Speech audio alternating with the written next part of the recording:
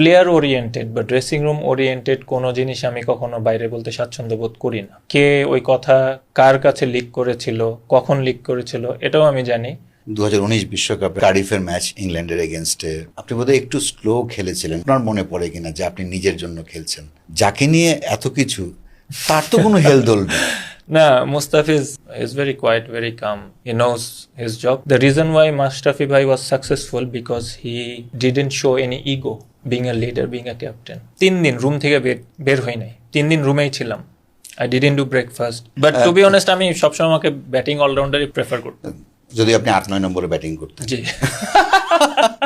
2016 টি-20 world cup against India, ওই ম্যাচটা হারলেন কি করে?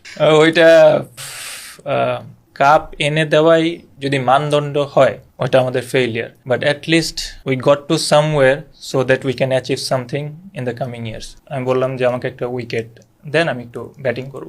তো তারা বললো যে ভাই পারমিশন নেই। তো আমি জাস্ট মাথা নিচু করে আমি চলে গেছিলাম। তো আমি বললাম যে আমি তাহলে একটা সিরিজ খেলি। তো আমি বললো যে না রিয়াদ ভাই, ওনারা এই 2টা সিরিজ নতুন প্লেয়ার দেখতে যাচ্ছে। তো straight away I knew that what was going to happen. 26 জনের টিম অ্যানাউন্স হলো। I wasn't there and I was the second leading run scorer. 1 Pandav, 3 Pandav, 5 Pandav. আপনাদের স্বাগত জানাচ্ছি সিম্পলি সাইদের পডকাস্ট অনুষ্ঠান অফ স্ক্রিন। মাহমুদুল্লাহ রিয়াদ। রিয়াদ কেমন আছেন?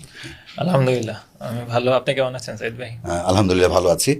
আপনার কাছে আমাদের অনেক কৌতূহল। আমি যতদূর জানি যে আপনি দীর্ঘ সময় কোনো ইন্টারভিউ দেননি, প্রেস কনফারেন্সে এলেও শুধু বলতেন যে আমার অনেক কথা বলার আছে। আজকে কি সেই কথাগুলো বলবেন? আই হোপ, ইনশাল্লাহ। আমার ওই কথা দিয়ে শুরু করি। আপনার আসলে মনে কি কথা আছে যেটা আপনি এতদিন এক্সপ্রেস করতে পারেননি? কথা অনেক আছে, কারণ হচ্ছে অনেকগুলো ইস্যু ছিল। এখন পয়েন্ট বাই পয়েন্ট বলতে গেলে probably it will take a lot of time. আর অনেক ইস্যু আছে যেটা আমি বলছিলাম যে যেটা 2023 ওয়ার্ল্ড কাপের সময় থেকে শুরু করে পার্টিকুলার দ্যাট 6 মান্থস, ওই সময়টা। ইন দ্য মিন টাইম আরও অনেক কিছু আমার সাথে হয়েছে, অফ দ্য ফিল্ডও ঘটেছে। তার আগেও কয়েকটা সিরিজে টিম ম্যানেজমেন্ট থেকেও অনেক সময় অনেক ধরনের কথা আমার কানে এসেছে, হয়তোবা সরাসরি আমাকে বলেনি। তো ওই জিনিসগুলো নিয়ে আর কি, হয়তোবা যদি আজকে যেহেতু একটা ভালো সুযোগ আছে, I will tell my story. তাহলে আমি 2023 চলে যাই। বিশ্বকাপের দলে আপনাকে ইনক্লুড করা হলো, তার আগে আপনি বাদ ছিলেন। ইনক্লুশন হলো, বিশ্বকাপে গেলেন, প্রথম 2টো ম্যাচ খেললেন না। মানে এই ঘটনাগুলো কিভাবে ঘটেছিল আপনি যদি একটু মনে করিয়ে দেন। বেসিক্যালি এটার সূত্রপাতটা ঘটে হচ্ছে, if I am not wrong, England series ছিল মার্চের দিকে। প্রবলি ওয়ানডে তখন ছিল, ওয়ানডে চলছিল ইংল্যান্ডের সাথে। চিটাগংয়ের একটা ম্যাচ, চিটাগংয়ের ম্যাচ ছিল তখন। তামিম ক্যাপ্টেন ছিল। তো Tamim came up to me after the game, Riyad ভাই টিম ম্যানেজমেন্ট থেকে একটা ডিসিশন আসছে যে নেক্সট 2টা সিরিজ আপনাকে রেস্ট দিবে। তো আমি আপনাকে একটু ইন্টারাপ্ট করতে কি, তখন এই রেস্টের মানেটা কি ছিল? যে আপনি আই নো যে রেস্টের মানে হচ্ছে ড্রপ বা আপনাকে কাট অফ করবে।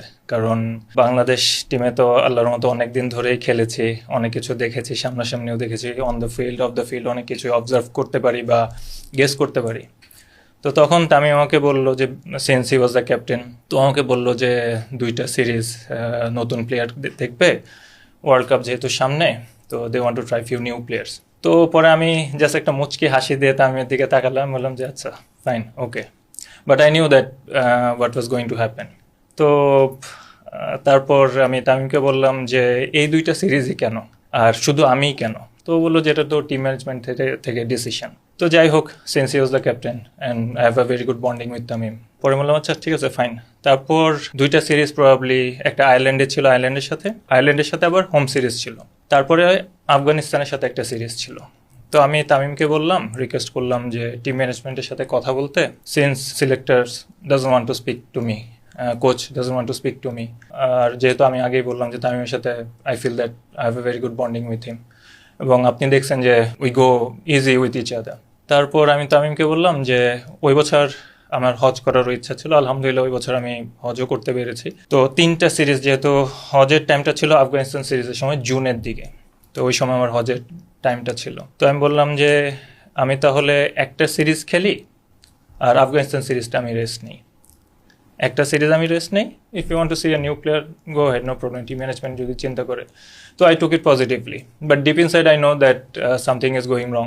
তো পরে তামিম বললো আচ্ছা ঠিক আছে, আমি টিম ম্যানেজমেন্টের সাথে কথা বলি, দেখি ওনারা কি বলে। তামিম বললো যে না রিয়াদ ভাই, ওনারা এই 2টা সিরিজ নতুন প্লেয়ার দেখতে যাচ্ছে। তো straight way I knew that what was going to happen. তো যাই হোক, তারপর ওই 3টা সিরিজ আমি ছিলাম না, 6 মাসের মতো ছিল। ওয়ার্ল্ড কাপ ছিল প্রবলি সেপ্টেম্বরে। তো এর মধ্যে তো অনেক কিছুই হয়েছে। Then I came back in the New Zealand series, যেটা প্রবাবলি হয়তো বা ওই সময়ে টিম ম্যানেজমেন্ট হয়তো বা চায়নি, by force a lot of players failed. তো I had to come back. তো আলহামদুলিল্লাহ ফার্স্ট ম্যাচে probably I scored 49 or something. Then I got into the world cup. But before that একটা স্টোরি বলি, ছোট্ট একটা স্টোরি, এটা কেউ জানে না। Since I have said to you যে আমি আজকে অনেক কিছু বলবো যে এই জিনিসটা অনেকেই জানে না। তো একদিন I was A contracted player at that point of time from BCB. তো আমি একদিন মিরপুরে প্র্যাকটিস করতে যাই। সিন্স ন্যাশনাল টিম প্লেয়াররা আপনি জানেন যে ইনডোরের সাইডের উইকেটগুলো ইউজ করে। তো আমি একাডেমি সাইডে যাই। তো যাওয়ার পরে আমি বললাম যে আমাকে একটা উইকেট দেন, আমি একটু ব্যাটিং করব। তো তারা বললো যে ভাই পারমিশন নেই। তো মানে আমি বললাম যে পারমিশন নাই, এটা তো কোনো দিন আর কি হয় নাই। আমি যদি কন্ট্রাক্টেড প্লেয়ার না হই বা অন্য কোনো রিজন থাকে যে পারমিশন থাকবে না কেন, তো বললো যে না, উপরের লেভেল থেকে বলা আছে যে আপনাকে এখানে প্র্যাকটিস করার পারমিশন দেওয়া হয়নি। তো আমি জাস্ট মাথা নিচু করে আমি চলে গেছিলাম। আমি কথাটা কাউকে বলি নাই, ইভেন আমার ফ্যামিলিও জানে না। Probably you are the first one যে আজকে আপনি জানলেন। তো I feel very sad and very disrespected. তারপর তো যাই হলো ওয়ার্ল্ড কাপ খেললাম আলহামদুলিল্লাহ, মোটামুটি যতটুকু খেলতে পেরেছি ওয়ার্ল্ড কাপে। ওই জায়গাটায় পড়ে যাচ্ছি, মানে আপনাকে আমি অনেকদিন ধরে চিনি। আপনি 430টা আন্তর্জাতিক ম্যাচ খেলেছেন বাংলাদেশের হয়ে। আলহামদুলিল্লাহ জি। ক্যারিয়ারের শেষ দিকে এসে একটা প্র্যাকটিস ফেসিলিটিসের জন্য আপনাকে নেগলেক্ট করা হলো। আমি আসলে এটা নিতে পারছি না। মানে আপনি কিভাবে এটা অ্যাবজর্ব করেছিলেন ওই সময়টায়? আমি জানি না, probably um a big believer in Allah's plan. আমি জাস্ট কোয়াইটলি, আপনি on and off the field আপনি এত বছর ধরে আছেন, মাঠে ছিলেন, মাঠের বাইরেও আমাকে দেখছেন। I don't complain much. তো আমি জাস্ট, আমার খারাপ লেগেছে, I feel very disrespected, I feel very sad. তো আমি জাস্ট মাথা নিচু করে আমি ওই দিন চলে আসছি, আমি আর প্র্যাকটিস করিনি। তো আমি যেটা আগে বললাম যে আমি আল্লাহর প্ল্যানে খুব বিশ্বাস করি, আর জাস্ট আমি আমার মতো চেষ্টা করলাম, প্র্যাকটিস করতাম নিরিবিলি জায়গায় যতটুকু সম্ভব প্র্যাকটিস করতাম। বেশি একটা আমি স্পেশালি যখন টিম প্র্যাকটিস করতো তখন আমি ওই টাইমটায় থাকতাম না, আমি অন্য সময় আসতাম। আগের থেকে জিজ্ঞেস করতাম যে টিম কখন প্র্যাকটিস করবে, সো দ্যাট আমি আমার মতো কাজটা নিরিবিলি করতে পারি, কোয়াইটলি করে জাস্ট আমি চলে যাবো আর কি। Then again shocking news came before the world cup. 26 জনের টিম অ্যানাউন্স হলো, I wasn't there and I was probably the second leading run scorer for Bangladesh team particular in that year. So these are the things. আপনার কেন মনে হয় যে এগুলো হয়েছিল? মানে I don't know. আমি জানি না, টু বি অনেস্ট, সত্যি কথা সাইদ ভাই, আমি জানি না। 26 জনে থাকার মতো ক্যাপাবিলিটি আমি ফিল করি যে আমার আছে, ছিল। তো এখন আমি কি বলবো আর কি, এখানে তো আমার কিছু করে না। এটা selectors, team management, so call team ম্যানেজমেন্টের পার্ট, তো তারা ডিসাইড করেছিল। But Allah has some other plan for me. আপনাকে যে দুটো সিরিজ থেকে রেস্ট দেওয়া হলো সেটা নিয়ে আপনার শুধু ক্যাপ্টেন তামিম ইকবালের সঙ্গে কথা হয়েছে, বিকজ আপনি তার সঙ্গে কমফোর্টেবল ছিলেন। বাট আপনার মতো একজন সিনিয়র প্লেয়ার, তার সঙ্গে এই বিষয়টা নিয়ে কোচ এবং সিলেক্টর, ইভেন ক্রিকেট অফ যদি বলি আমি, টিম ম্যানেজমেন্ট আপনি যেটা বললেন, তারা কেউ আলাপ করার প্রয়োজন মনে করেনি? আপনি কাউকে জিজ্ঞেস করেননি? যে না, আমি কেন জিজ্ঞেস করব? আমি তো ওই পার্সোনালিটি না যে আমি কাউকে গিয়ে জিজ্ঞেস করব। তারা যদি ফিল করে যে না আমার সাথে ডিসকাস করবে, তাহলে they should have call me যে Riyad this is a thing, যে we want to see some new players, তোমাকে এই সিরিজটা আমি রেস্ট দিচ্ছি। আমি কখনোই না বলি না, টিমের ক্ষেত্রে আমি কখনো না বলি না। কারণ ওভার দি ইয়ার্স আলহামদুলিল্লাহ the amount of sacrifices I did in the batting position for Bangladesh team, I think nobody did it, কেউ না। এবং আমি একটা কথা সবসময় বিশ্বাস করি যে একজন প্লেয়ার, যে কোনো প্লেয়ার, সে যদি এতদিন ধরে টিমের জন্য সার্ভিস দেয়, এতটুকু মিনিমাম রেসপেক্ট তার পাওয়া উচিত। এটা আমি বলছি না, মানে এটা আমি যে কোনো ইন্ডিভিজুয়াল প্লেয়ারের ক্ষেত্রেই এটা থাকা উচিত। And that's why probably I don't have similar kind of respect for that particular team management and that particular team selectors at that point of time. আপনি তো এমনিতে একজন শান্ত মানুষ হিসেবে আমি আপনাকে যেটু জি। চিনি, জানি না আপনার ভেতরে কি আছে। না, আমি মোটামুটি quite, but I am very open to my relative. মানে আপনি যে ঘটনাগুলো বললেন, আমি আসলে বিস্মিত হচ্ছি যে একজন সিনিয়র প্লেয়ার, এনি প্লেয়ার, মানে এনজিআর কারোর সঙ্গে হতে পারে, বাট আপনি কি আপনার প্লেইং লাইফে দেখেছেন যে আপনি যেটা বললেন সো কল টিম ম্যানেজমেন্ট বা কোচ বা ক্যাপ্টেন কোনো প্লেয়ারের সঙ্গে জাস্টিস করেছে, মানে সেই অর্থে আপনার ক্ষেত্রে তো ইনজাস্টিস হয়েছে আপনি বলছেন, রেসপেক্ট, যে ডিউ রেসপেক্টটা পাওয়ার কথা একজন খেলোয়াড়ের তার প্লেইং লাইফে কি বাংলাদেশ ক্রিকেটে কাউকে দেখে মনে হয় যে ওই খেলোয়াড়, স্পেসিফিক খেলোয়াড়টা বোধহয় পর্যাপ্ত সম্মান পেয়েছেন? না, আমার কাছে মনে হয় না, আমি তো দেখি না ওরকম কাউকে, ওরকম কাউকে আমি দেখি না। এই জন্যই কি বাংলাদেশের সিনিয়র খেলোয়াড় যারা ছিলেন আপনারা, বিশেষ করে মাশরাফি, সাকিব আল হাসান, জি। তামিম ইকবাল, মুশফিকুর রহমান, আপনারা যখন অবসরের সিদ্ধান্ত, বড় একটা সিদ্ধান্ত নেন, জি। নিজেরা সেটা জানান, মানে আপনারা বোর্ডকে বাইপাস করে যান, হয়তো ওই আস্থার জায়গা বোর্ড কখনোই তৈরি করতে পারেনি যাদের যেটা দরকার ছিল। হ্যাঁ, প্রবাবলি এটা একটা রিজন হতে পারে, কারণ আপনি যদি, আমি আপনার এক্সাম্পল দিই, আপনি যদি যে কোনো কর্মক্ষেত্রে আপনি যদি একটা পরিবেশে, একটা অফিসে 20 বছর, 18 বছর, 15 বছর একটা জায়গায় আপনি জব করেন, at least you deserve some respect, you have to have that self respect as well, যে আপনি জানবেন যে আপনার সেলফ রেসপেক্টটাও ওনারা রেসপেক্টের সাথেই দেখবে। I don't feel that way, that's why most of the players are taking that different path. কিন্তু আমি দেখতাম যে নাজমুল হাসান পাপন তখন বোর্ড প্রেসিডেন্ট, জি। আপনি যে সময়ের কথা বলছেন, তিনি আপনাদের 5 জনকে বিশেষ গুরুত্ব দিতেন, এর মধ্যে হয়তো 1-2 জনকে বেশি গুরুত্ব দিতেন, খেলোয়াড়দের গুরুত্ব দিতেন। তার আমলে কেন এই ঘটনাগুলো ঘটলো? আমি দেখতাম যে তাকে খেলোয়াড়রা পছন্দ করেন, আবার সিদ্ধান্ত গ্রহণের ক্ষেত্রে তার উপর আস্থা রাখেন না। সেটা মাশরাফির ক্ষেত্রে আমি দেখেছি, তামিম ইকবালের ক্ষেত্রে দেখেছি, আপনার ক্ষেত্রেও দেখলাম। কি কারণে আসলে কেমিস্ট্রির কোথায় সমস্যাটা ছিল? এটা তো ধরেন অ্যাজ এ প্লেয়ার আমি এটা বলতে পারবো না, এটা ওনারা ভালো বলতে পারবেন, কারণ এটা তাদের থিঙ্কিং প্রসেস, তারা কিভাবে চিন্তা করে, এটার সাথে অনেক কিছু ইনভলভ থাকে, প্লেয়ার ইনভলভ থাকে, কোচ ইনভলভ থাকে, সোকল টিম ম্যানেজমেন্ট ইনভলভ থাকে, সিলেক্টার্স ইনভলভ থাকে, ক্রিকেট অপারেশনস ইনভলভ থাকে, আরও অনেকে ইনভলভ থাকে। বাট একটা কথা না বললেই নয়, তার মনে আছে যে আমি 2021-এ যখন আমি টেস্ট রিটায়ারমেন্ট নেই, তো এই স্টোরিটাও কেউ জানে না, তো পয়েন্টে এটা চলে আসলো। তো I was playing premier league, তো পাপন ভাই one day call me, I was sitting in a hotel, তো পাপন ভাই কল করলো, যেহেতু ওই সময় কোভিডের টাইম ছিল, তো had to stay in hotel. তো পাবন ভাই কল করে বলতেছে যে রিয়াদ তুমি জিম্বাবুয়ে যাচ্ছ টেস্ট খেলতে। তো আমি বললাম যে পাবন ভাই, আমি গত 6-7 মাস আমি লাল বল আমি চোখেই দেখি নাই, প্র্যাকটিস তো করেই নাই, চোখেও দেখি নাই, তো স্টেডিয়ামে যাবো, খেলবো। আমি বললাম ঠিক আছে, ফাইন, কোনো অসুবিধা নেই, no problem, I'll go. But এটার জন্য ওনাকে কোনো থ্যাঙ্কস দেওয়া হয় নাই, তো থ্যাঙ্কস টু হিম, যে উনি প্রবাবলি ওইটা পার্সোনালি ইনিশিয়েটিভ নিয়েছিল, আমি জানি না, যদি ওটা নিয়ে থাকে তো থ্যাঙ্কস টু হিম। তারপরে আমি ওই ট্যুরে গেলাম, আর আপনি জানেন যে বুলাওয়েতে বল সুইং করে, সিম করে, এবং I had only probably 2 days of practice in red ball যখন আমি গেলাম। আর ওই টেস্ট ম্যাচটা আমার খেলারও কথা ছিল না, কিছুটা ফিসফাস চলতেছিল, খেলবে ও কি খেলবো না, তো আই ওয়াজ আনসার্টেন। তো যাই হোক, আলহামদুলিল্লাহ। But before going to that, একদিন আমি ডিনার করছিলাম বাসায়, তো আমি আমার ওয়াইফকে বললাম যে this is my last test.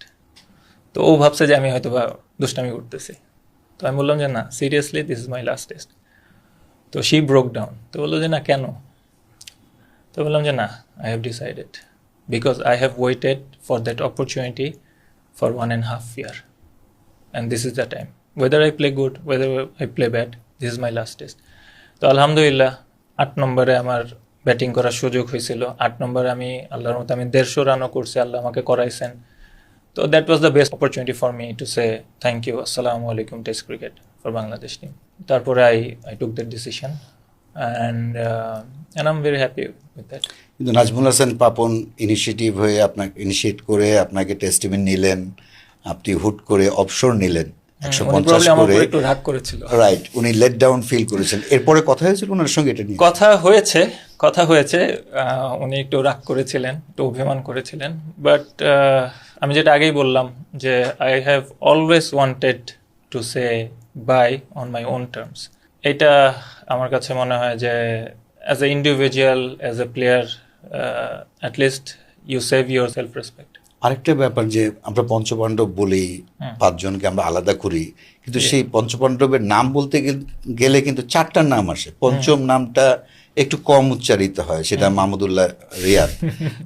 আপনার কখনো মনে হয়েছে যে you scored 4 centuries in ICC event, মানে নোবডি ডিড, কন্ট্রিবিউশনের ক্ষেত্রে কখনো মনে হয়েছে যে আপনি একটু নেগলেক্টেড ছিলেন মিডিয়া বা সোসাইটির কাছে, ক্রিকেট? না, আমি কখনো এইসব জিনিস নিয়ে বদারও ছিলাম না। I don't bother at all. 1 Pandav, 3 Pandav, 5 Pandav, it doesn't matter to me. But frankly আমি বলি যে বাকি যে 4 জনের কথা বলছেন, they are far more superior performer than me. তারা তো কেউ বিশ্বকাপে মানে 1-2টা করেছেন, 4টা তো করতে পারেনি, আপনি 3টা। ওটা আমি আলহামদুলিল্লাহ, আল্লাহ আমাকে করাই দিয়েছেন। বাট ওভার দি ইয়ার্স ওরা যেভাবে ডেলিভার করছে বাংলাদেশ টিমের জন্য, দ্যাট ওয়াজ অ্যামেজিং। আপনাদের 5 জনের যদি আমি ক্রিকেটিং লাইফে ফিরে যাই, আপনাদের গুড টাইম, মানে যে সময়টা বাংলাদেশ ক্রিকেটের প্রবাবলি বেস্ট টাইম গেছে, এর আগে পরে অনেকে কন্ট্রিবিউট করেছেন, এখনো করছেন, ওই সময়টাকে আপনি কিভাবে অ্যাসেস করবেন যদি আমি এই মুহূর্তে বলি, যেহেতু আপনি আন্তর্জাতিক ক্রিকেটার খেলছেন না? That was a fun time and I really admire. আমি খুবই খুশি যে as a team, as a bunch of that our bonding, যে বন্ডিংটা আমাদের ছিল, that was amazing. এবং আপনি হয়তো বা দেখছেন on the field, off the field, we had so much of fun along with other teammates. তো I really cherish those moments. এখন বোধহয় আরো বেশি মিস করেন, বিকজ এখন যোগাযোগটা সেই আগের মতো আর নেই। আমি এত মিস করি না।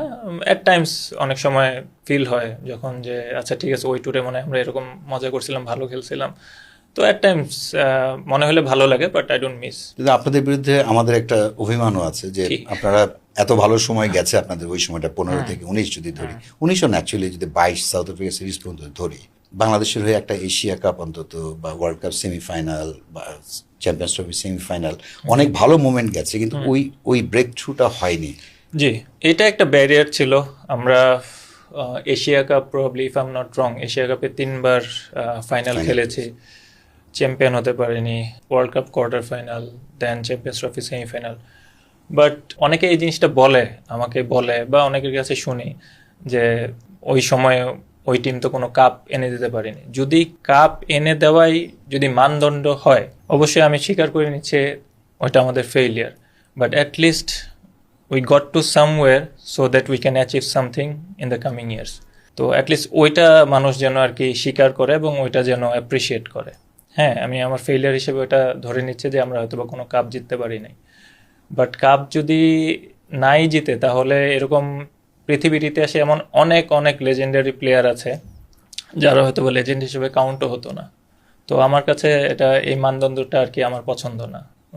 What ever we had, we give our best, চেষ্টা করেছি। ভেরি ক্লোজ কল ছিল কয়েকটা টাইমে এশিয়া কাপে, ভেরি ক্লোজ কল ছিল, we just didn't go over the line. এটা কি নার্ভের ব্যাপার ছিল? কিছুটা হয়তো বা নার্ভের ব্যাপার ছিল, কারণ পার্টিকুলার ওই টাইমটাতে অ্যাজ এ টিম আমার মনে হয় যে বেশ আমরা ডমিনেটিং ছিলাম, স্পেশালি ওয়ান ডে ফরম্যাটে উই আর ভেরি ডমিনেটিং। আমরা হোম সিরিজ টানা বেশ অনেকগুলো হোম সিরিজ জিতলাম। অ্যাওয়ে সিরিজ আমাদের একটা ট্রান্সফরমেশন আসছিল যে আমরা হোম সিরিজ রেগুলার জিততাম, নো ম্যাটার কে যেই আসুক, India, Pakistan, Australia, whoever it is come in a home soil, they don't dominate us, we dominate them. তো তারপরে আমরা অ্যাওয়ে সিরিজগুলো জিতা শুরু করলাম, আমাদের কনফিডেন্স লেভেল আরও বেটার হওয়া শুরু করলো। এই জিনিসটা গ্রো করছিল আমাদের ওই সময়কার ওই টিমটাতে, and I really feel proud of it. আপনার ক্যারিয়ারে অনেক পজিটিভ গল্প আছে। আগে একটা খুব দুঃখের জায়গা জেনে নিই, 2016 টি-20 ওয়ার্ল্ড কাপ এগেনস্ট ইন্ডিয়া, ওই ম্যাচটা হারলেন কি করে? আমি নিজেও জানি না, ওইটা দ্যাট ওয়াজ ট্র্যাজিক, খুবই হার্টব্রেকিং ছিল। আত্মীয় ছিলেন কিন্তু, হ্যাঁ, খুবই হার্টব্রেকিং ছিল আই থিঙ্ক, বাট ওটা খুবই হার্টব্রেকিং ছিল, but we cried at the ground when we got back to the hotel, we cried, me, Mushi, we all cried. A lot of other members were crying because we were so close to beating India. But personally, আমার life, that was a very life-changing lesson for me. You drag it to the last ball and you finish it off. তো তারপরে কারণ আমি চিন্তা করছিলাম particular ওই টাইমটাতে, আচ্ছা ঠিক আছে, একটা 4 মারলে তো জিতে যাব। That was, to be honest, that was dumb. I hope যে ওই ঘটনার পর থেকে বাংলাদেশ টিমের বাকি যারা এখন খেলছেন, ভবিষ্যতে খেলছেন, তারা ওটা সবার জন্য প্রবলেম একটা লার্নিং লেসন। তা আমি নিশ্চিত যে আপনার 2017 শ্রীলঙ্কা ট্যুর নিয়েও বলার মতো গল্প আপনার কাছে আছে, বা মানে আপনার ব্যক্তিগত ক্ষোভের একটা জায়গা আছে। আছে, একটু বলবেন? জি অবশ্যই। এটা স্টোরিটা শুরু হয়েছিল তখন আমরা কলম্বোতে। তো ফানি পার্ট হচ্ছে I deserve to be drop from the test side. আমি ভালো খেলছিলাম না, but probably I didn't deserve to be drop from the T20 side এবং specially one day side. Even প্র্যাকটিসে হাতুও তার 2-3 দিন আগে এসে আমার একটা স্ট্যাটস দেখার ছিল। Probably I was averaging 43 or something in number 4 at that point of time for Bangladesh team with a good strike rate, 80 something on strike rate. Then you suddenly drop from the whole series, test, one day, T20. And I was like, আপনাকে কি দেশে ফিরে যেতে বলা হ্যাঁ হয়েছিল? বলা হয়েছিল। সুজন ভাই ম্যানেজার ছিলেন। সুজন ভাই এসে আমাকে বললো যে রিয়াদ, টিম থেকে বলা হয়েছে তুই কালকে চলে যাবি। তো আমি আই ওয়াজ সারপ্রাইজড এবং মানে আই ওয়াজ রিয়েলি শকড, খারাপ লাগছে।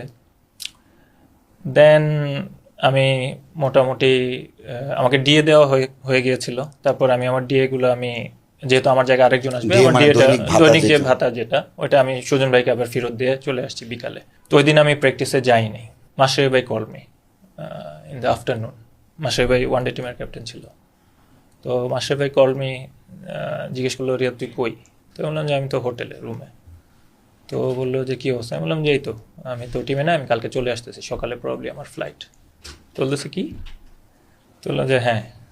তো বললো যে তুই দাঁড়া আমি দেখতেছি। উনি আবার ফোন দিল। তো বললো যে তুই কোথাও যাবি না, তুই থাক, আমি আসতেছি কালকে। তো আমি বললাম যে আমার তো কালকে সকালে ফ্লাইট, আপনি আসেন, অসুবিধা নেই, আপনি তো আসবেন, কারণ যেহেতু আপনি ক্যাপ্টেন, আপনি খেলা আছে। বাট আমাকে তো বলে দেওয়া হয়েছে যে আমি পুরো সিরিজে নাই, I am going back tomorrow. তো বললেন না তুই কোথাও যাবি না। আমি বললাম যে এটা তো আমার মানে ব্যক্তিগত ইচ্ছাই কিছু না, টিম যদি আমাকে বলে যে রাখবে না, আই হ্যাভ টু গো, তো আই হ্যাভ টু গো। বললো যে না, আমি টানা 3 দিন রুম থেকে বের হই নাই, 3 দিন রুমেই ছিলাম। আই ডিডন্ট ডু ব্রেকফাস্ট, যাই না, ঠিক মতো খাওয়া দাওয়া করি নাই। I was like very devastated. তো পরের দিন বিকালের দিকে মাশরাফি ভাই আসলো। তার মধ্যে ইন দ্য মিন টাইম আমাকে জানানো হলো যে না, কালকে সকালে ফ্লাইট না তোমাকে একটু হোল্ড করতে হবে। তো আমি সুরন ভাইকে বললাম, সুরন ভাই আমি তো যাই না, আমি ব্যাগটা গুছাই রাখছি, যদি আমাকে বলে আমি চলে যাবো, তো এটাতে আর আমার কোনো অসুবিধা নেই। আমি ইভেন সুরন ভাইকে, আমার মনে আছে, এখন মনে হলো যে এটাও বলছিলাম যে আমি কালকে চলে যাই, কারণ আমি ওই রাইট ফ্রেম অফ মাইন্ডে তখন ছিলাম না ওই সিরিজ খেলার জন্য। তারপর মাশরাফি ভাই আসলো অ্যাজ ইউজুয়াল, উনি আসলো, আসার পরে আমার রুমে নক করছে। তো আমি দরজা খুললাম, তো বললো যে এই তো দুষ্টামি শুরু করছে। তারপরে আমার বললো যে রেডিও। আমি কোথাও যাব না, আমার ভালো লাগতেছে না। তো বলতেছে তুই রেডিও, আমি আসতেছি, আমি ফ্রেশ হয়ে আসতেছি। আমি বললাম যে আপনি মাত্র আসছেন, আপনি লাঞ্চ করেন, খাওয়া দাওয়া করেন, রেস্ট নেন। পরে বললো যে না তুই রেডিও, আমি 10 মিনিটের মধ্যে আসতেছি, আমি আর তুই বেরোবো। আমি বললাম যে ভাই আমার ভালো লাগতেছে না, I am not into that mood. জোর জবরদস্তি সে আমাকে নিয়ে বেরই হইল।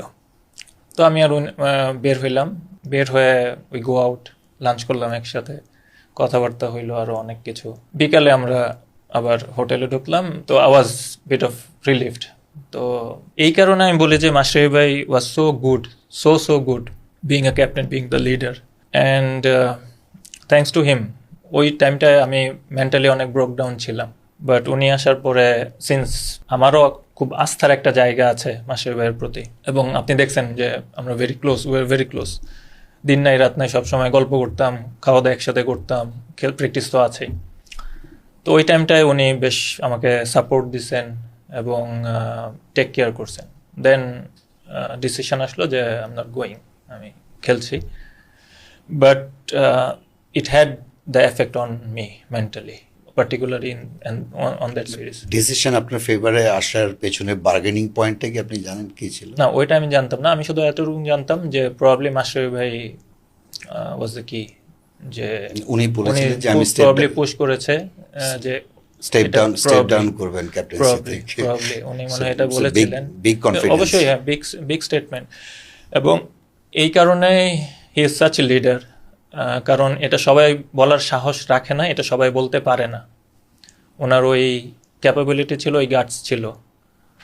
Unlike a lot of other guys in team management or in the selection panel who doesn't have any guts to say something. But আপনাদের সময় আপনারা যে পাঁচজন ছিলেন, আমি সবসময় বিশ্বাস করতাম যে বাংলাদেশ ক্রিকেটকে চেঞ্জ করে দেওয়ার ক্ষমতা ক্রিকেট বোর্ডের চাইতে জি। আপনাদের পাঁচজনের সেই ক্ষমতাটা আছে। ওই সময়ের ক্রিকেটে যদি আমি চিন্তা করি কালচারটা সবকিছু বেসড অন ইউ 5 প্লেয়ার্স, আপনাদের ডিসিশন কল কিন্তু আপনাদেরই ছিল। টু বি অনেস্ট, আমি এই জিনিসটা একটু ভিন্ন একটা মত আছে আমার। সেটা হচ্ছে যে অনেক সবাই বলে যে আমরা পাঁচজন একটা বড় ইম্প্যাক্ট ছিল, বাট আই ফিল ওই সময়টাতে যেই খেলেছে, whether it is Soumya, Mustafiz, Taskin, Rubel, whoever it is, plus আমরা যারা ছিলাম সবারই ইম্প্যাক্ট ছিল, সবার। Each and every one had their own impact on that team. হ্যাঁ, প্রবাবলি এটা তো আমাদের বানানো কিছু না, probably media got highlighted us. Overall হ্যাঁ, টিম কম্বিনেশনের ক্ষেত্রে মাশরাফি ভাই অনেক সময় সাজেশন চাইতেন বা বলতেন। তামিম সব সময় বলতো, মুশি বলতো, সাকিব বলতো। আমার যদি কোনো সে থাকতো আমি মাশরাফি ভাইকে বলতাম যে টিমের ব্যাপারে। বাট দেন এগেন উনি খুবই লিবারেল ছিল, এবং দ্য রিজন ওয়াই, আমি জানি না এই জিনিসটা এর আগেও কেউ বলেছে কিনা, the reason why Mashrafi Bhai was successful because he didn't show any ego being a leader, being a captain. That was the specialty, and that's why everybody loved him, that's why everybody trusted him, that's why the team did well. আপনার batting order নিয়ে বলছিলেন, শুরু করলেন আন্তর্জাতিক career 9 নম্বরে। মাশরাফি ভাই এসে আমাকে বলতো যে 4-এ ব্যাটিং করতেছি, রিয়াদ তুই আজকে 5-এ ব্যাটিং কর। আমি আচ্ছা ঠিক আছে, ওকে। রিয়াদ আচ্ছা 5-এ আমি রান করছি, আচ্ছা ঠিক আছে আজকে 6 কর, ওকে ঠিক আছে ফাইন, আপনি বলছেন ফাইন, নো প্রবলেম। তো এইভাবেই আমার ব্যাটিং অর্ডার প্রায় সময় অনেক সময় চেঞ্জ হতো। Even if I am performing particular in that position 4-5-এ বা 6-এ, আমাকে বলতো আচ্ছা তুই থাক। আমি আচ্ছা ওকে। বাট একজন ব্যাটসম্যান, বিশেষ করে সিনিয়র এবং যিনি সাকসেসফুল, তার তো একটা ব্যাটিং অর্ডার পছন্দের থাকতে আমার চাওয়া ছিল, but I had to sacrifice. আলহামদুলিল্লাহ, I am not complaining about anything. I was happy যে টিম যেটা চাচ্ছে, টিমের জন্য যদি করতে পারি, টিম যদি রেজাল্ট করে, টিম যদি ভালো করে, that's fine. I didn't complain. আমার হঠাৎ মনে পড়লো আপনি মাশরাফির কথা বলছেন, you are very close, Tamim Iqbal, Mushfiq, Shakib, we had lovely times, ভালো সময়কার। কিন্তু আপনার ক্রিকেটিং ক্যারিয়ারের শুরু থেকে দীর্ঘ একটা সময় একজন মানুষ সবসময় আপনার নাম বিভিন্ন জায়গায় সুযোগ পেলে আপনার নাম বলতেন, ক্যারিয়ারের শুরুর দিকে বলছি, আপনি গেস করতে পারছেন? হ্যাঁ, সুজন ভাই। হ্যাঁ, খালিদ মাহমুদ। তার সঙ্গে আপনার সবচেয়ে বিটার সম্পর্কটা হলো ঠিক কোন সময়টা? আমার তরফ থেকে কোনো সময় বিটার সম্পর্ক ছিল না। আমি জানি না সুজন ভাই এই বিষয়ে ওনার ভিতরে কোনো বিটারনেস আছে কিনা আমার প্রতি, বাট আমার তরফ থেকে কোনো সময় আরো স্পেসিফিক 2017 শ্রীলঙ্কা ট্যুরে ইউ হ্যাড ফেস অফ, মানে ফেস অফ মানে কি, তিনি আপনাকে খবরটা দিয়েছিলেন এবং হি ওয়াজ কনভিন্সড যে you should not be in the মানে হোয়াইট বল সার্কিট। এটা ওনার মত থাকতে পারে, এটা ওনার মত থাকতে পারে, বাট আমার তরফ থেকে কোনো সময়, বিকজ আমি যখন under 19 since then I knew Sujon ভাই, এবং আমি এটা সুজন ভাইকে পার্সোনালি থ্যাংক ইউ বলতে চাই। আমি এর আগে ওনাকে বলছি যে he had an immense impact on my cricketing career. উনি আমাকে, আমি যখন আন্ডার 9 থেকে শুরু করলাম, উনি ম্যাক্সিমাম টাইম প্রিমিয়ার লিগে যে টিমে খেলতো, হি টুক মি ইন, আমি খেলতাম ওনার সাথে, এবং আমি পার্সোনালি ওনার কাছ থেকে অনেক কিছু দেখেছি, শিখেছি। আমার কাছে একটা স্মৃতি এখন মনে পড়ে যে কর্পোরেট কাপ হচ্ছিল প্রবাবলি 2004-এ মনে হয়। তো I was a nobody, আর পার্টিকুলার একটা টিম ছিল, একটা টেলিকম কোম্পানির একটা টিম ছিল ওই সময়। তো I played for that team, এবং ওই সময়ে ওই টিমটাতে সব স্টারের টিম ছিল, ন্যাশনাল টিমের সবাই ছিল, ওয়েদার ইউ নেম ইট, মানে মেহরাব হোসেন অপি, বিদ্যুৎ ভাই, সুজন ভাই, everyone was there, তুষার ইমরান, মৃদুল ভাই, মাশরাফি ভাই, everyone was there, মানে স্টারের টিম। আমার কোনো চান্সই ছিল না খেলার। তো দেন সেমিফাইনাল এবং ফাইনালে আমার এই দুইটা অপরচুনিটি আসে, এবং আলহামদুলিল্লাহ আই ডিড ওয়েল। দুইটা ম্যাচে আমি একটা মনে হয় প্রবাবলি 10 বলে 20 করলাম সেমিফাইনালে, উই ওয়ান। আর ফাইনালে প্রবাবলি 30 বলে 50 সামথিং এরকম করলাম। এক্স্যাক্টলি আমার খেয়াল নাই ফিগারটা, বা 5 ওভারে এরকম 55 রান দরকার ছিল, এরকম দরকার ছিল। তো ওই ম্যাচটা আমরা জিতলাম। ওইখান থেকে আর কি সুজন ভাইয়ের প্রতি আমার একটা ট্রাস্ট জন্মায়, এবং উনিও আমাকে ট্রাস্ট করতেন, এবং ফ্রম মাই সাইড আমার তরফ থেকে কোনো সময় কোনো বিটারনেস ছিল না ওনার প্রতি। আমি স্টিল নাও ওনাকে অনেক সম্মান করি, কারণ আমি বিশ্বাস করি আমার তরফ থেকে ওই কৃতজ্ঞতা বোধটা এখনো আছে, থাকবে, এবং আমি যতদিন বেঁচে আছি থাকবে। 15 বিশ্বকাপ বাংলাদেশকে নিয়ে প্রত্যাশা ছিল মানুষের, কিন্তু হয়তো আরো বাংলাদেশ যেভাবে যাচ্ছিল আরো অনেক দূর যেতে পারত। 2023 2015 বিশ্বকাপ। 15 ওকে আপনি কিভাবে বলেন এটা? মানে আপনি ব্যাটিং অর্ডারে আপনাকে ওই জায়গায় কোন চিন্তা থেকে নেওয়া হলো, এন্ড আপনি যেটা করেছেন সেটা তো আনবিলিভেবল। না, আলহামদুলিল্লাহ ওই সময়ে হাতু ওয়াজ আ কোচ, তো হাতু আমাকে বললো যে তুমি 4-এ ব্যাটিং করবা। তো বললাম okay, wow, that's a very good opportunity for me. তো যেহেতু আমি 7-এ ব্যাটিং করতাম, 7-8-এ তখন ব্যাটিং করতাম। ইভেন অ্যাকচুয়ালি আমার প্রথম 9 বছর, probably first 9 years of my career I batted at number 7, 8, 9-এ এরকম ব্যাটিং করতাম। তারপরে না 2023 এসে আবারও আমি 8 নম্বর ব্যাটিং করছি।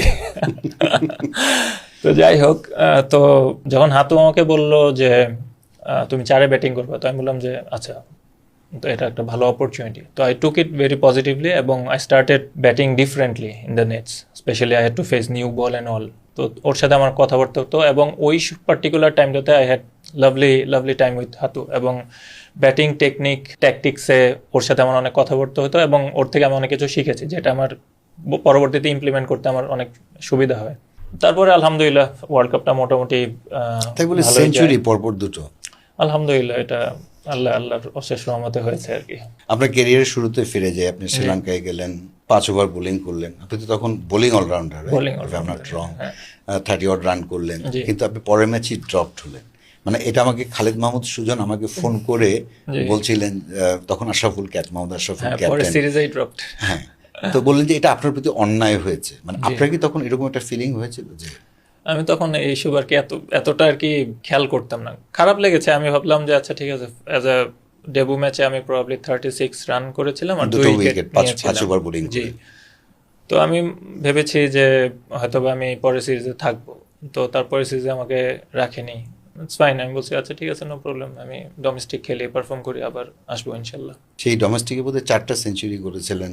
না, ওইটা তার কয়েক বছর পরে probably I was drop from the test side, I had to go back in the national league. তারপরে ওই টানা 4টা ম্যাচে 4টা 100 করার পরে then I came back to the one day series. দল থেকে বাদ পড়ার পরে এইভাবে পারফর্ম করার যে মেন্টাল যে প্রিপারেশনটা, একটা তো স্কিল ওয়াইজ আছেই, এই মেন্টাল প্রিপারেশনটা কতটা টাফ ছিল?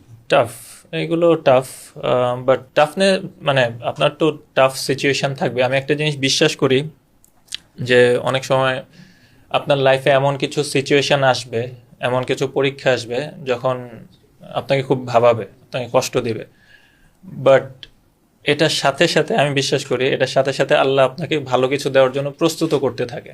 তো you just need to stay quiet, আপনি আপনার মতো কষ্ট করেন, আল্লাহর উপর বিশ্বাস রাখেন, এবং ওই খারাপ টাইমের সাথে ভালো কিছু জড়িত থাকে। তো যখন ভালো কিছুটা আসবে তখন অনেক ভালোই আসে।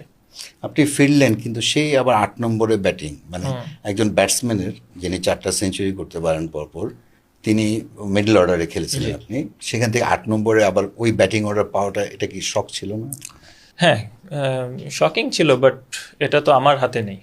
এখন টিম যেভাবে, ক্যাপ্টেন কোচ যেভাবে চিন্তা করে, ওইভাবে I have to adjust always. আপনি কখনো ভয়েস রেজ করেছেন যে না, অত নাম্বারে আমি ব্যাটিং করতে চাই? না, deep inside I wanted two bat at number 4, number 5, but আমি কখনো ওইভাবে ভয়েস রেজ করতাম না। আমি আমার মতো কোয়াইটলি থাকতাম, যদি অপরচুনিটি আসে then I want to grab it. 2010 সালে মিরপুর টেস্ট 8 নম্বরে নেমে 96 not out, Rubel Hossain last man out হয়েছে। রুবেল সবারই খুব ক্লোজ। ড্রেসিং রুমে ফিরে তাকে কিছু বলেছিলেন? না, কিচ্ছু বলিনি। Rubel tried. Rubel is a lovely person, খুব ভালো ছেলে এবং is a prolific performer over the years for Bangladesh team. না, আমি খুব একটা করিনি। আমি ভেবেছি যে না, আলহামদুলিল্লাহ আল্লাহ আমাকে অতটুকুই দিয়েছে, হয়তো বা নেক্সট ম্যাচে ইনশাল্লাহ আরো ভালো হবে। 260টার মতো, প্রায় 260 প্লাস ওয়ানডে খেলেছেন, 4টা সেঞ্চুরি, 4টাই বড় স্টেজে, 3টা ওয়ার্ল্ড কাপে, একটা চ্যাম্পিয়ন্স ট্রফিতে। মানে বাইলেটারাল সিরিজে কি নিজেকে ইন্সপায়ার করতে পারতেন না? হ্যাঁ, এটা বলতে পারেন। অনেক চেষ্টা করেছি মাঝের টাইমটাতে, স্পেশালি 2015 থেকে 16 এই একটা বছর আমি নাম্বার 4-এ ব্যাটিং করার আমার অপরচুনিটি আসে। Then I had to go back to number 6 or number 7 again. তো then I have to cope up with, আর আপনি জানেন যে 6-7 নম্বরে ব্যাটিং করলে কালে ভদ্রে আপনার অপরচুনিটি আসবে 100 করার। হ্যাঁ, এটা আমার একটা ফেলিওর। আমি বলি যে আমি হয়তো বাইলেটারাল সিরিজে কোনো একটা 100 করতে পারিনি, ওটা একটা আফসোস আছে। আপনি মিডল অর্ডারে ব্যাটিং করলে 2টো সেঞ্চুরি করলেন জি। 2015-তে। 19-এ সাকিব আল হাসান যেটা করেছেন সেটা তো আনবিলিভেবল। তিনি 3 নম্বর চেয়ে নিয়েছিলেন, জি। আপনি কেন চাইতে পারতেন না?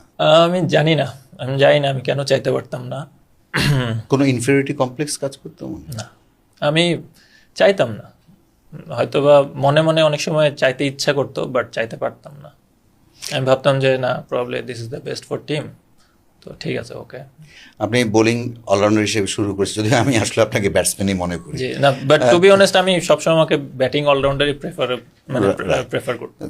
যদি আপনি 8-9 নম্বরে ব্যাটিং করতেন। জি। তো আপনার বোলিংটা পরে অনেক আন্ডার ইউজড হয়েছে, মানে জি। সেটা মাশরাফির ক্যাপ্টেন্সি বলুন, তামিম বলুন, বা আপনি নিজের ক্যাপ্টেন্সিতে আপনি কিছু করেছেন বোলিং। আপনি কি মিস করেন যে ওই জায়গাটা আপনার কন্ট্রিবিউট করার আরও সুযোগ ছিল?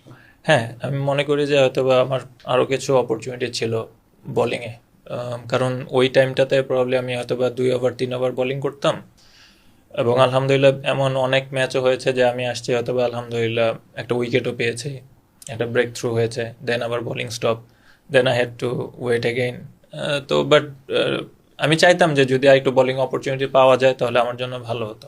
আপনাকে ফিনিশার বলা হয়, এটা তো একটা কমপ্লিমেন্ট, কিন্তু আপনার সবচেয়ে বড় ইনিংস আপনি কোনটা মনে করেন, মানে যেটা আপনি সবচেয়ে বেশি চেরিশ করেন? সবচেয়ে বেশি Nidahas trophy, I would say Nidahas trophy. 2017 champions trophy against New Zealand, ওইটাও ওই সময় ভালো। আপনাদের কি আলাপ ওইটার সাথে আরেকটা ম্যাচ 2019-এর ওয়ার্ল্ড কাপের ফার্স্ট ম্যাচটা খুব ক্রুশিয়াল ছিল, কারণ south Africa first match against south Africa, very good team. ওই ম্যাচে probably if I am not রং আমি আলহামদুলিল্লাহ 46 নট আউট ছিলাম। তো এবং ওই ম্যাচে 300 প্লাস ওয়াজ চেসেবল, বাট আমরা মনে হয় প্রবাবলি 330 প্লাস করেছিলাম, তো that was a good score. তো ওই ম্যাচটাও আমার কাছে মনে হয় যে খুব ভালো একটা ম্যাচ ছিল আমার জন্য। মানে আপনারা আয়ারল্যান্ডে ট্রাইসিস, যদিও এটা কোনো স্পেশাল ম্যাচ না, বাট তারপরও আপনারা ট্রাইসিস জিতে গেলেন, একটা কিন্তু একটা উন্মাদনা তৈরি হয়েছিল। জি। সাউথ আফ্রিকাকে হারানোর পর মনে হচ্ছিল বাংলাদেশ এবার সেমিফাইনালে যাবেই। জি, এটা কোন জায়গাটায় মিস আউট হয়ে গেল? এটা আমি এক্স্যাক্টলি এটা বলতে পারবো না কোথায় মিস আউট হলো, but we were very hopeful যে আমরা এবার আসলেই ভালো কিছু করার খুব ভালো অপরচুনিটি আমাদের আছে, স্পেশালি 2019 ওয়ার্ল্ড কাপের সময়। And Shakib was like brilliant, মানে কারণ ও আইপিএলে ছিল, ও কয়েকটা ম্যাচ খেলে নেই, তো বাই দ্য টাইম আমরা চলে গিয়েছিলাম ইংল্যান্ডে, আয়ারল্যান্ডে। তো সাকিব আসলো, তো চিনতে পেরেছিলেন সাকিবকে দেখে? ফার্স্টে আমি দেখে বললাম যে Shakib what did you did, তো বললো যে ভাই আমি জাস্ট ট্রেনিং করছি, I prepared myself for the world cup. তো আমি বললাম ভেরি গুড। তো এবং ওকে দেখে ওর কথাবার্তা এবং ওর বডি ল্যাঙ্গুয়েজ দেখেই বোঝা যাচ্ছিল this is the world cup, probably he wants to do something really special, এবং হি ডিড। আনফর্চুনেটলি আমরা অ্যাজ এ টিম বা আমরা ওইভাবে ওকে সাপোর্ট করতে পারিনি। আসলে মানে সাকিবের পারফরমেন্সের সঙ্গে যদি টিমের যদি অন্তত 20-30% অ্যাড হতো আমাদের রেজাল্ট আরো ডিফারেন্ট হতো। আপনি মাশরাফির কথা অনেক বলছিলেন যে একজন লিডার, সবাইকে বুঝতো, কিন্তু আপনারা 19 বিশ্বকাপ থেকে এসে একটা মুভমেন্টে গেলেন, খেলোয়াড়দের একটা আন্দোলন হলো, সেখানে সেই মাশরাফি মিসিং, তাকে আপনারা জানাননি নাকি তিনি দূরত্ব বজায় রেখেছেন? এইটা একটু ডিফিকাল্ট এই সময় বলা, কারণ আমি যদি এখন পার্টিকুলার ওই টাইমের কিছু কথা যদি আমি এখন বলি, it will not be justified within the group that we had, that the chat that we had at that particular time. এবং আমি পার্সোনালি চাচ্ছিলাম যে মাশরাফি ভাই ইনভলভ থাকলে ভালো, বাট এনিওয়ে তখন এটা হয়নি। অ্যান্ড যেহেতু এটা একটা ক্লোজ ডোর মিটিং ছিল, অ্যান্ড মাশরাফি ভাই তখন ছিল না, he was politically involved at that point of time, তো এটাও একটা রিজন ছিল।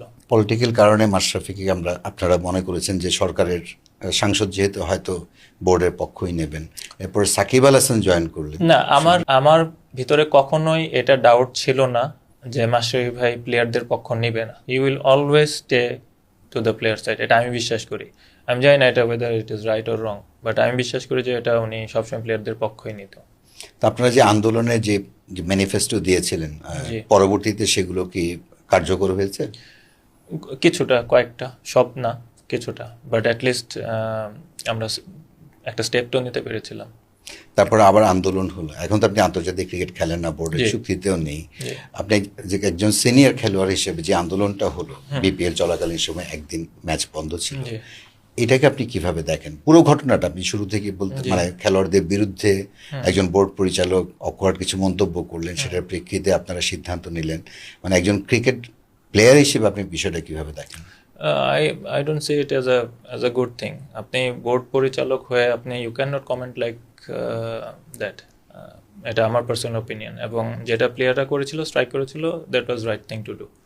I stay with the players, এবং বিইং এ প্লেয়ার আমি ফিল করি যে এটা আমাদের রাইট, কারণ উনি যেইভাবে কথাগুলো বলেছিলেন, it doesn't go that way. আরেকটা কথা আমি বলতে চাই, ক্রিকেট বা any sports, it is not guaranteed, the performance is not guaranteed. আপনি ট্রাই করতে পারেন, আপনি you can try your heart out, but you can not guarantee the result.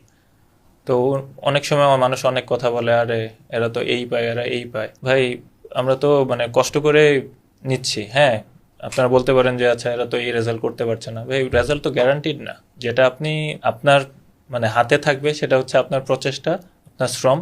ওইখানে যদি আপনার ল্যাকিং থাকে, আপনি বলতে পারেন আরে ও তো কষ্ট করে না, ও তো কিচ্ছুই করে না, তখন আপনি ফিঙ্গার আউট করতে পারেন। বাট কারণ এটা কোনো স্ক্রিপ্টেড জিনিস না, sports is not a scripted thing যে আপনি বললেন যে স্ক্রিপ্ট চেঞ্জ করে দিলাম, আচ্ছা ঠিক আছে এইখানে আসবে না এইখানে চলে আসবে, আপনি তো এটা করতে পারবেন না। তো এই কারণে হচ্ছে এটা এত আনসার্টেন যে রেজাল্ট আপনি গ্যারান্টিড না।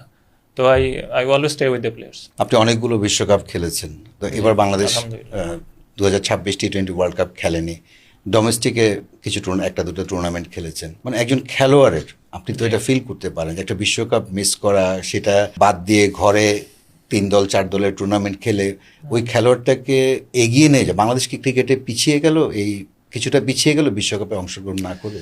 To be honest, first of all, I really appreciate the stand the BCB took the stand for Mustafiz.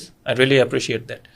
But then again, as একটা প্লেয়ারেরও আপনার স্বপ্ন থাকে, আমি ওয়ার্ল্ড কাপ খেলবো, আমি প্রিপারেশন নিচ্ছি, আমি ওয়ার্ল্ড কাপে যাবো, আমি এর আগে ওয়ার্ল্ড কাপ খেলি নাই। প্রবাবলি ওইখানে আরও অনেক কিছু অবশ্যই বিষয়াদি ছিল যেগুলো হয়তো বা ডিপ্লোম্যাটিক ওয়েতে হয়তো বা ঠিক মতো যায়নি, দ্যাটস ওয়াই এই ডিসিশনটা এসেছে। এখন যাকে নিয়ে এত বড় সিদ্ধান্ত বাংলাদেশ ক্রিকেট বোর্ড বা সরকার দুপক্ষই দাবি করছে না আমি না ও সে নিয়েছে, যাই হোক, ওই বিতর্কে গেলাম না। যাকে নিয়ে এত কিছু, তার তো কোনো হেলদোল নেই। না, মুস্তাফিজ ক্যারেক্টারটাই এমন, ও কখনো এসব জিনিস নিয়ে এত বদার ফিল করে না আর কি। ও is very quiet, very calm, he knows his job, এবং ও ওর লিমিটেশনের মধ্যেই থাকে। এই কারণেই ও এত ভালো পারফর্মার। মানে মুস্তাফিজ প্রসঙ্গে আরেকটা জিনিস জানতে চাই যে, মানে আপনি যেটা বললেন যে অনেক কিছু বদার করে না, আমি যেটা শুনেছি টিম মিটিংয়ে যখন কোচেসরা স্ট্র্যাটেজিক মিটিং করেন সেখানেও তিনি এরকমই থাকেন যেরকম আমরা তার রিয়াকশন না, এখন চেঞ্জ হয়েছে। সেটার কারণ হচ্ছে যে এখন ও much more involved. Practice session হোক বা টিম মিটিংয়ে হোক বা ওয়ান ও যদি মনে করে যে কারোর সাথে কথা বলতে, ও যায়, কথা বলে, because he is a very experience bowler now. এতগুলো IPL খেলেছে, এতগুলো টুর্নামেন্ট খেলছে, এবং has been a top performer for Bangladesh team for so many years now. তো ও তাসকিন, ও এখন ওরা brilliant, probably they are in their prime time, এবং স্পেশালি বাংলাদেশের বোলিং অ্যাটাক এখন খুবই ভালো। 2021 ওয়ার্ল্ড কাপে টি20 ওয়ার্ল্ড কাপে ক্যাপ্টেন হিসেবে গেলেন, ওই টুর্নামেন্টটা আপনার জন্য মানে অনেক সমালোচনা হয়েছে আপনাকে নিয়ে, ওই একটু বলবেন যে মানে হাউ ইউ ফেল্ট, মানে আপনার জন্য জিনিসগুলো কি ছিল আর বাইরে থেকে আমরা কি দেখছিলাম? সমালোচনা থাকবেই, ওইটা নিয়ে আমি খুব একটা ওয়ারিড না। আমার কাছে পার্টিকুলারলি তখন মনে হচ্ছিল যে being the captain, I want some result for my team two boost my team. এবং আলহামদুলিল্লাহ ওয়ার্ল্ড কাপে যাওয়ার আগে আমরা জিম্বাবুয়ের সাথে সিরিজ জিতলাম, বাংলাদেশে হোম সিরিজ 2টা জিতলাম। তো তখন অনেক সময় অনেক কথা হয়েছে যে না উইকেট, এটা সেটা, উইকেট ওয়াজ লো। দিন শেষে আপনার রেজাল্ট অনেক ম্যাটার করে, এটা আমার বিশ্বাস। আপনি যদি ম্যাচ জিতেন, আপনি ভালো উইকেটে 200 করলেন, হেরে গেলেন, I don't think that it will give the same amount of confidence if you win a game. But ওই পার্টিকুলার ওই সিরিজ দুইটাতে ব্যাটসম্যানদের জন্য খুব ডিফিকাল্ট ছিল, to be honest. Bowling friendly wicket ছিল। আমার কাছে মনে হয়েছে যে ওটা বাংলাদেশ টিমের ওই সময় দরকার ছিল two boost up the energy. তো আমি আপনার ইন্টারভিউ করবো জেনে আমি অনেকের সঙ্গে কথা বলছি, সবাই একটা প্রশ্ন আপনাকে করতে বলছে, হয়তো প্রশ্নটা আপনার জন্য খুব বেশি প্রীতিকর হবে না। 2021 টি20 ওয়ার্ল্ড কাপে পিএনজির সঙ্গে পাপুয়া নিউ গিনির সঙ্গে জিতে আসার পর প্রেস কনফারেন্সে আপনি বলেছিলেন যে আপনারা জানেন না যে আমরা পেইন কিলার নিয়ে খেলি। মানে এটা কি আউট অফ ইমোশন ছিল নাকি আপনি কিছু? না, ইমোশন না, এটা প্রায় সময় সবাই কম বেশি সবাই, শুধু আমি না, কম বেশি সবাই ওই ব্যথানাশক ওষুধটা সবাই নেয়। এবং আমার ওই সময়টাতে আমার ব্যাকের অবস্থা খুব একটা ভালো ছিল না। I was struggling with my back injury. তো এই কারণে আমি কথাটা বলেছিলাম। ইভেন অনেক প্লেয়ারই, Taskin, Saifuddin, at that point of time Taskin was struggling with his back, আরও অনেকেই। কারণ ওভার দি ইয়ার্স আপনি এত বছর খেলেছেন, আপনার অনেক সময় ব্যাকের ইনজুরি হইতেই পারে। আর পেস বোলারদের এই জিনিসটা অনেক সময় হয়। এবং শুধু পেস বোলাররা না, অনেক প্লেয়ার, মুশি, আরও অনেকেই এই ব্যথানাশক ওষুধ নিয়ে আমরা খেলি। কারণ যখন আমাদের ব্যথাটা থাকে, তো ওই ব্যথাটা কমানোর জন্য আমরা ওই ওষুধটা খাই, সো দ্যাট আমরা যখন ব্যথার ওষুধের এটা চলে যায়, আমরা যখন হোটেলে ফিরি বা রুমে যাই, ব্যথাটা আবার চলেই আসে। Then again we have to go through rehab and all that. তো এটা হচ্ছে আপনাদের ভাই ব্রাদারদের কাজ। একটা কথা বলতে চাই, আগের ওই টাইমটাতে সাইদ ভাই, এটা আমার personal opinion, I don't know whether I am right or wrong, আগের ওই টাইমটাতে আপনারাও প্লেয়ারদের সমালোচনা করতেন, দেয়ার ওয়াজ আ সার্টেন লিমিটেশন। এখনকার সমালোচনাটা কেমন জানি একটু বিদ্রূপ টাইপের হয়, তখন বিদ্রূপ টাইপের ছিল না, এখন একটু বিদ্রূপ টাইপের বেশি হয়।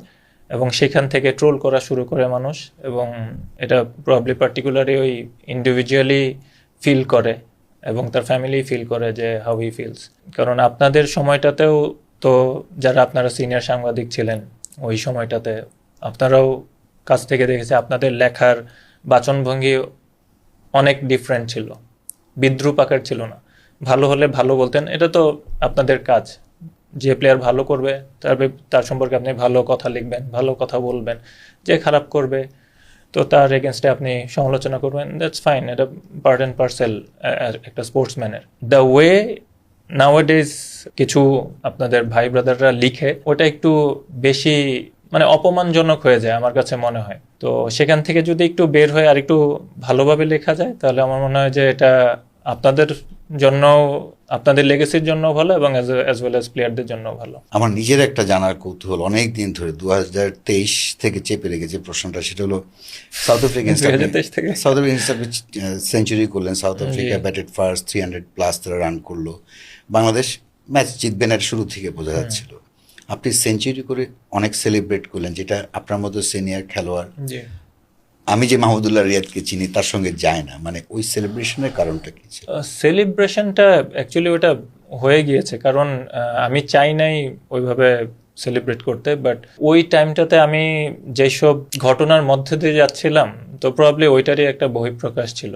কারণ I was very neglected at that point of time. আমি যেটা শুনেছি, আপনি 2023 বিশ্বকাপে আপনি আনওয়ান্টেড একজন মেম্বার ছিলেন টিমে। Probably I don't know, এটা আমি শিওর না, হতে পারে প্লেয়ারদের তরফ থেকে না, প্রবাবলি টিম ম্যানেজমেন্টের তরফ থেকে হয়তো বা সিলেক্টরদের তরফ থেকে, ওই সময়কার যারা সিলেক্টর ছিলেন তাদের তরফ থেকে হয়তো বা হইতে পারে। এটাই আমি বললাম যে যেই সমস্ত ঘটনার ভিতর দিয়ে, বিদ্রুপের ভিতর দিয়ে আমি যাচ্ছিলাম, ওইটারই হয়তো বা একটা বহিঃপ্রকাশ ছিল। জাস্ট আমি আল্লাহর কাছে শুকরিয়া আদায় করতে চেয়েছিলাম, এই আর কিছু না। 2019 বিশ্বকাপের আরেকটা ঘটনা, মানে ওখানে কার্ডিফের ম্যাচ ইংল্যান্ডের এগেনস্টে, ইংল্যান্ড 400 করলো ওই ম্যাচটায়। বাংলাদেশ একটা সময় যাচ্ছিল, সাকিব আল হাসান আপনার একটা পার্টনারশিপ, তারপর আপনি বোধহয় একটু স্লো খেলেছিলেন মানে ওই ম্যাচ কনটেক্সটে, সেটার কি কোনো প্রভাব পড়েছে যে probably he is playing for himself, এরকম কোনো ঘটনা আপনার মনে পড়ে কিনা যে আপনি নিজের জন্য খেলছেন? না, হতে পারে ওইটা।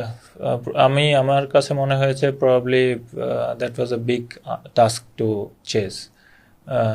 Initially I wanted to have a bit of time to get in, probably ওটা একটু বেশি হয়ে গিয়েছিল। এবং at the other hand Shakib was playing brilliantly, তো এটা প্রবাবলি আমার হয়তো বা একটু ভালো, একটু অ্যাগ্রেসিভ খেলা উচিত ছিল আমার। আজকে তো আপনি অনেক কথা বলছেন, আরেকটা প্রশ্নের লোভ সামলাতে পারছি না। বলেন।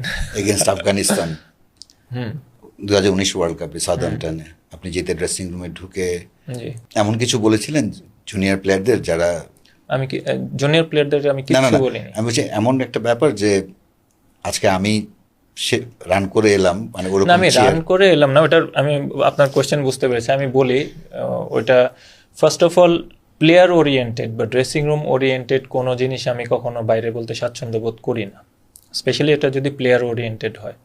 সিন্স আপনি এই কোশ্চেনটা করেছেন, আমি শুধু এতটুকু বলতে চাই যে আমি এটাও জানি পার্টিকুলারলি কে ওই কথা কার কাছে লিক করেছিল, কখন লিক করেছিল, এটাও আমি জানি। ওটা আমি নাম মেনশন করব না। আমি শুধু এতটুকু বলতে চাই যে আমি যখন, বিকজ আই ওয়াজ ইনজার্ড, আমার কাফ ইনজুরি হয়েছিল এবং ওই ম্যাচটা আমাদের জন্য খুব ইম্পর্টেন্ট ছিল, তখন রশিদ খানও বোলিং করছিল। তো আমি ভাবলাম যে আচ্ছা ঠিক আছে, যদি আমি কয়েকটা ওভার খেলে দেই তাহলে হয়তো বা ওর 3-4টা ওভার চলে গেলে দেন অন্য ব্যাটারের জন্য আর কি ইজি হবে।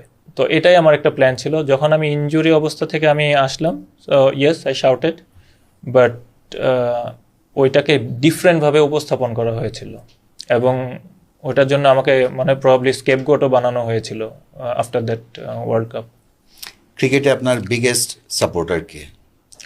My biggest supporter at the moment আমার ওয়াইফ, আমার বড় ছেলে। তো আমি 2005-06 গল্প জানি যে আপনার খালা যিনি পল্লবীতে থাকতেন, তো উনি আমার বড় বোনের সঙ্গে উনি হাঁটতে যেতেন আর কি। তো আমার বোন এসে খালি বলতো যে পল্লবীতে আমার মামা থাকতেন, মানে মামি সম্ভবত হাঁটতেন আমার আচ্ছা আচ্ছা বোনের সঙ্গে। ওকে। তো সে বলতেন যে রিয়াদের কথা তোমরা লেখো না কেন? তারপর খালিদ মাহমুদকে দেখেছি, ওয়ান্ডারফুল টাইম। মাহমুদুল্লাহ, ক্রিকেটে আপনি কি পেয়েছেন, ক্রিকেটকে কি দিয়েছেন? তো কি এই প্রশ্ন কি করা ঠিক? মানে খেলোয়াড় তো ক্রিকেটের জন্য করবে, আমি আপনি কিছুই দিতে পারিনি। কি পেয়েছেন সেটা আগে জানতে। না, আলহামদুলিল্লাহ, আমি যতটুকু আল্লাহর রহমতে আমি যতটুকু পেয়েছি, যাই পেয়েছি আল্লাহর অশেষ রহমতে ক্রিকেটের জন্যই পেয়েছি। আমি জানি না আমি কতটুকু ক্রিকেটকে বা বাংলাদেশ টিমকে সার্ভ করতে পেরেছি, হয়তোবা কিছুই করতে পারিনি। বাট একটা জিনিস আমি বলতে পারি যে অলওয়েজ আমি শুধু আমার জান প্রাণ দিয়ে আমি খেলেছি, এতটুকু আমি বলতে পারি। এর বাইরে তো আমার কিছু করার নেই। এটাই আমার সবসময় চেষ্টা ছিল এবং যেই কয়দিনে আমি খেলি বা খেলছি এটাই চেষ্টা থাকবে। স্যাটিসফ্যাকশন তো আসলে মানুষ কখনোই হয় না, একটা অ্যাচিভমেন্টের পর আরেকটা অ্যাচিভমেন্টের জন্য প্রত্যাশা তৈরি হয়। আপনি বাংলাদেশ ক্রিকেটকে কি দিতে পারলে আজকে এখানে বাকি জীবনটা অনেক বেশি গর্ববোধ করতেন? ওইটা নিয়ে আমি কখনো চিন্তা করি না। আল্লাহ আমাকে যতটুকুই সামর্থ্য দিয়েছে আমি আমার সামর্থ্য অনুযায়ী চেষ্টা করেছি। জানি না কতটুকু বাংলাদেশ টিমের জন্য করতে পেরেছি, কারণ এই জিনিসগুলো আপনি কখনোই ওভারকাম করতে পারবেন না আপনি যদি কখনোই আপনি যদি চিন্তা করেন যে আচ্ছা ঠিক আছে, ওইটা যদি করতে পারতাম, ওইটা যদি করতে পারতাম। স্পোর্টসে এই জিনিসগুলো থাকবে, কারণ আপনার স্যাটিসফ্যাকশন কখনোই আসবে না। বাট আপনি যদি আপনার প্রচেষ্টা নিয়ে আপনি যদি সন্তুষ্ট থাকেন, দ্যাটস গুড এনাফ। যদি একটা বিশ্বকাপ বা একটা চ্যাম্পিয়ন্স ট্রফি জিতে শেষ করতে পারতেন, ওয়াই নট, বা যে কোনো একটা এশিয়া কাপ ট্রফি যদি আমরা পেতাম, probably it would be a big tick in our career. আপনি কি সিলেক্টর হচ্ছেন নাকি শুনলাম? না, আপনার পরবর্তী ভাবনাটা কি? খেলা তো আপনি ডোমেস্টিক খেলছেন। ওইটা আমার প্ল্যান আছে, which I don't want to reveal now.